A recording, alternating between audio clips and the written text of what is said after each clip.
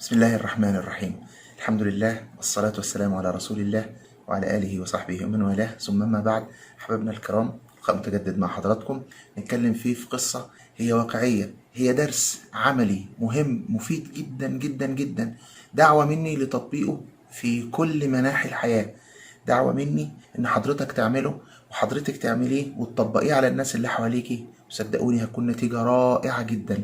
تعالوا نشوف ايه القصة بتاعت النهاردة. القصة ديت قصة حقيقية حدثت في ماليزيا من حوالي 7-8-10 سنين، وهي ان احد دكاترة علم الاجتماع في احدى الكليات وكان عنده 30 طالب، قال لهم اللي عاوز ينجح في المادة بتاعت السنة دي انا عاوز منكم كل واحد طول الفترة الدراسية تسعد لي واحد من خارج محيط عائلتك، من خارج معارفك وأصدقائك، تعمل معاه حاجة طول مدة ال4 شهور دي، ويكون نتيجتها إنك أدخلت عليه السعادة وغيرت حياته وطلعت بنتيجة إيجابية. بعد ما فاتت ال4 شهور وكان اتفق مع إحدى المنظمات إنها تقدم جوائز عينية $1000 لأحسن 10 مبادرات وأحسن 10 طلبة عملوا الكلام ده، طلع أحد الطلبة وعرض العمل بتاعه والمبادرة بتاعته، ودي اللي انا هحكيها لكم النهاردة.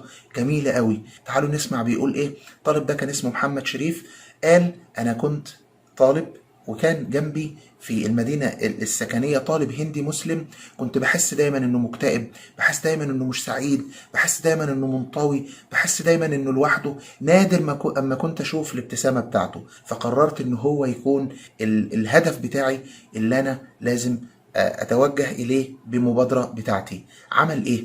كتب ورقة صغيرة، كارت كده زي ما بيقولوا عليه كارت بوستال، وكتب عليه لقد كنت اتمنى ان اكون طبيبا مثلك، كان هذا حلم حياتي، ولكنني لم اكن احب المواد العلمية، ارى انك ستكون طبيبا عظيما تساعد الناس. كتبها كارت ورماها له من تحت الباب. تاني يوم صحي، شاف الراجل ده او شاف هذا الطالب الهندي، وجده بيقول لأول مرة اشوفه مبتسم ابتسامة تملأ وجهه، ابتسامة سعيدة جدا.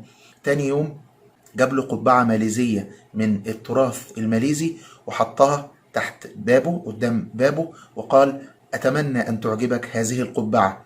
تاني يوم لقى الفتى الهندي ده لابس القبعة وسعيد جدا وماشي في الشارع مبسوط جدا انه لابس القبعة الماليزية دي.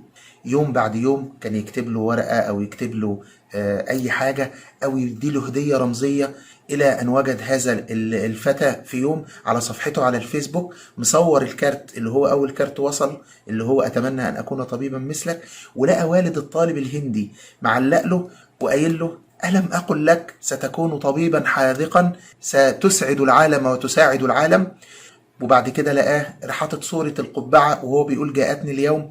أصبح هذا الفتى اللي كان انطوائي ومنعزل وحزين ضحكته مالية وشه، وأصبح الناس على الفيسبوك يتفاعلوا معاه، وبقى ليه أصدقاء كتير جدا على الفيسبوك وعلى تويتر ويقولوا له إيه النهاردة، اوعى تتأخر علينا، إيه الجايزة اللي جات لك النهاردة، أو إيه الهدية اللي جات لك النهاردة، اتكتب لك إيه في الكارت اللي جالك النهاردة. وبقى الشاب في غاية السعادة وأصبح حديث الجامعة كلها، لدرجة إن الجامعة استدعت هذا الطالب الهندي إن يدي درس ويقول للناس إيه تجربته وإيه موضوعه. كانت المفاجأة ان الطالب الهندي ده قال لهم قبل ما يجيني الكارت ده بيوم واحد كنت خلاص شبه اخدت قرار اني هترك الطب وهترك الدراسة الأكاديمية والدراسة الصعبة دي، لأن أنا بلاقي مشقة شديدة، وكنت خلاص هسيب التعليم وهدخل في حاجة تانية أو هتعلم حاجة تانية. لكن الرسالة دي لما جت غيرت حياتي وخلتني كملت وخلتني مشيت في الطريق اللي أنا فيه، ووعدكم إن أنا هكون طبيب يساعد العالم كله.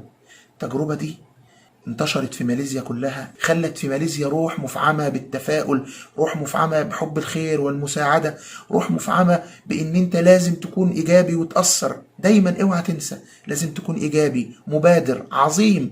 طالب محمد شريف اللي حكى القصة دي الطالب الماليزي بعد ما خلص دراسة وكان طبعا من الناس المتفوقة، درس علم الاجتماع واتفق مع إحدى المنظمات والمؤسسات الكبيرة هناك إن يفعل المبادرة دي وإن يعملها على نطاق واسع في البلد، وأصبحت منظمات بترعاها وتنفق عليها، وبقى يطلب متطوعين ويطلب ناس تشارك في الموضوع ده. تخيلوا قد إيه كمية السعادة والفرحة والإيجابية اللي انتشرت في البلد دي بفعل هذه المبادرة، اللي أنا بقول بدعو إن احنا نطبقها ولو على نطاق ضيق، نحاول نعملها. الموضوع ده في منتهى الجمال. النبي صلى الله عليه وسلم كما عند الطبراني في الأوسط، والعلامة الألباني صححه في السلسلة الصحيحة، وقال في صحيح الجامع أنه حسن لغيره، لما سئل النبي صلى الله عليه وسلم عن أحب الناس إلى الله قال أنفعهم للناس، قال فما أحب الأعمال إلى الله؟